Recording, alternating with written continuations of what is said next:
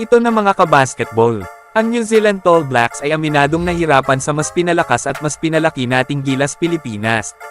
Sa naging laban, nagkaroon ng patama si Coach Tim Cone sa mga kritiko ng koponan. Pero paano nga ba naging halimaw ngayon ang ating pambatong si Kai Sotto para sa Gilas? Masayang-masaya ang Pinoy basketball fans dahil sa malaking pagkapanalo ng Gilas Pilipinas kontra sa New Zealand All Blacks kagabi. Matagal-tagal na rin tayong hindi nakakapuntos ng ganito kalaki laban sa kanila sa larangan ng basketball, lalo na sa FIBA Games. Sa post-game press conference, nagsalita ang ace player ng All Blacks na si Corey Webster.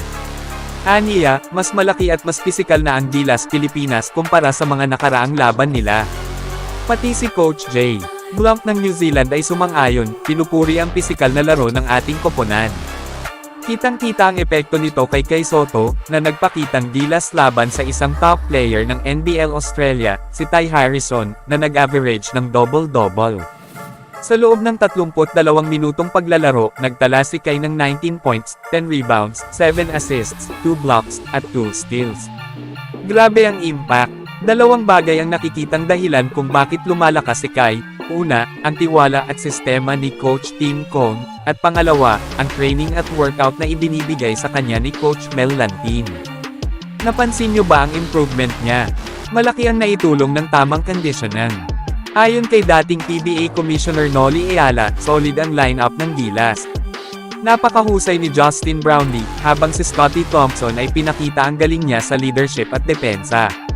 Si AJ Edo at si Carl Tamayo, pati na ang mga bata tulad ni Kevin Kiambao, ay dying develop para sa mas matibay na future ng team. May patama rin si Coach Tim Cone sa mga kritiko ni Scottie Thompson. Noon daw, sinasabing hindi pang international ang laro niya. Pero ngayon, nakita natin ang hustle at bilis niya na sobrang napapakinabangan, hindi lang sa practice kundi sa actual games. Yan muna mga kabasketball. Maraming salamat sa suporta, sana masaya kayo sa panalong ito. God bless sa inyong lahat.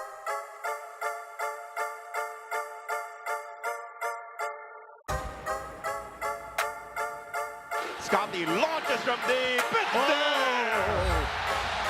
Big run.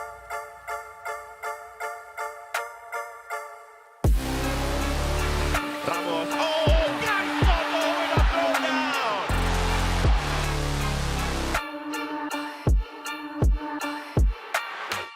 Where Perez wants to lead back. Yes, sir.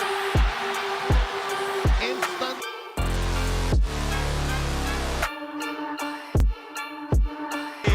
On the run, Thompson picks it up. White makes it. Brownlee with it.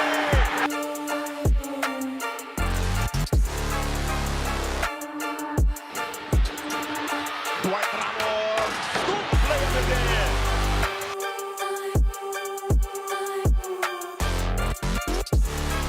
Martini wants to get a touch. Ramos lets it fly from downtown. And it's good for three.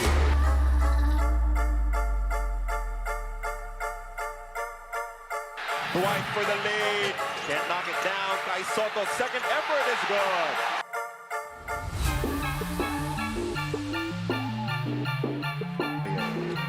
Brownlee with the attack. Left layup is good.